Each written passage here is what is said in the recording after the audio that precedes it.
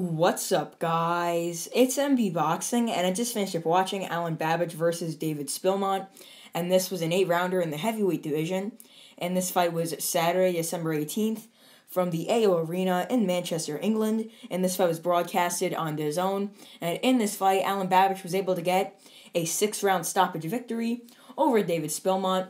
So, leading up to the stoppage, I had this bout scored 48-46 in favor of Alen Babic, and this was a fun fight. It was a crazy fight, and Alen Babic, I'm going to be honest, he looked awful.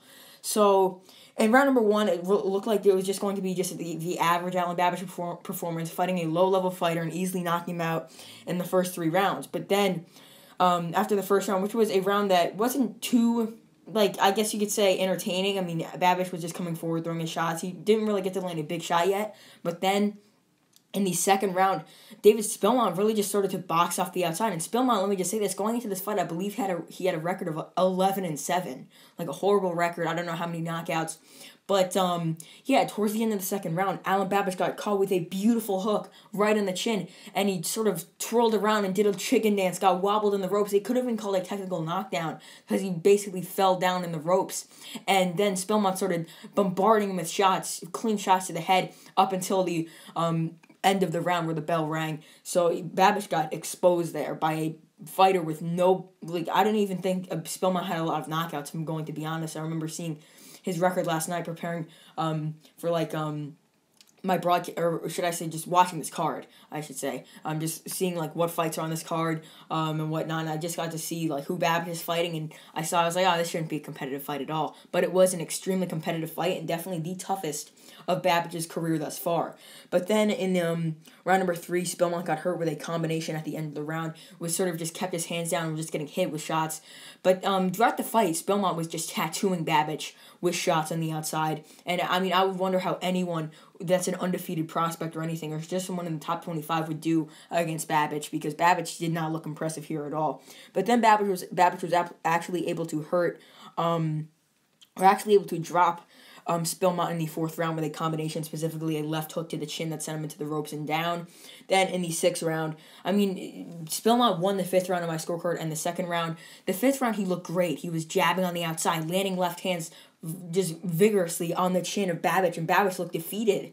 But then, for some reason, I don't know why Spilmont quit. He could have got up. He was getting hit with combination, took a knee in the 6th round. I believe it was just a right-left hook combination, and he just went down. He took a knee, and he didn't get up, even though he could have won that fight. He really could have won this fight. He was landing the better shots on Babic, and he was clearly the better fighter. I mean, Babic was just the one coming forward and just throwing punches like a wheelbarrow, just throwing, just whatever. It reminded me of Wilder versus Gerald Washington, when he was just throwing shots, just his arms going everywhere. But Spilmont was clearly the better man, in my opinion.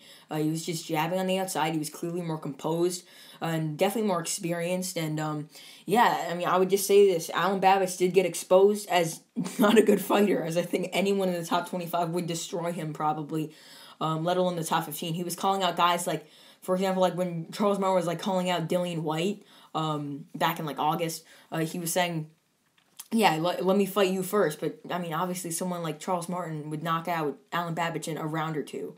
So, I mean, just anyone in the top 15, top 20, top 10, top 25 would just destroy Babic, if I'm going to be honest. I mean, he's fun to watch, but he clearly got exposed here. He's just not a good fighter.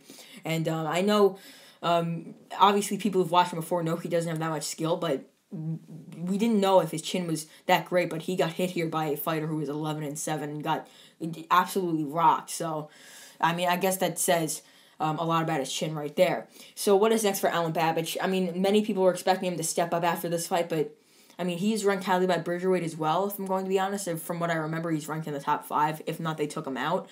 But yeah, he looked horrible here, if I'm going to be honest, even though he got the win. And I think he's probably going to fight a nobody, another opponent with a record of 10-7, 15-10, just a journeyman, someone like that. That's just an easy win, and that won't really give him a threat like Spilmont, someone who's been stopped multiple times. Spilmont only was stopped twice going into this fight out of 7, just someone he could get out of there easily, as opposed to stepping up and fighting someone in the Bridgerweight rankings or someone just in the top 25, top 30, top 35 in the heavyweight division. So, I mean, this was definitely a downgrade from his performance against Eric Molina, as Eric Molina performed way worse than David Spilmont. So, I mean, yeah, but now what is next for David Spilmont? To be honest, I would not mind seeing him fight Eric Molina. That'd be a fun fight to watch, and I'd be very interested to see it, actually, an 11-8 fighter versus a former world title challenger in Molina. But David Spilmont will probably go back to fighting either prospects or low-level fighters in France, if I'm going to be honest. So overall, Alen Babic defeats David Spilmont, surviving after getting hurt in the second round to scoring 2 knockdowns and getting a 6-round stoppage victory to continue with his 100% knockout ratio and to stay unbeaten. And yeah, that's really it. I'm MB Boxing. Thanks for watching, and I'll see you guys later.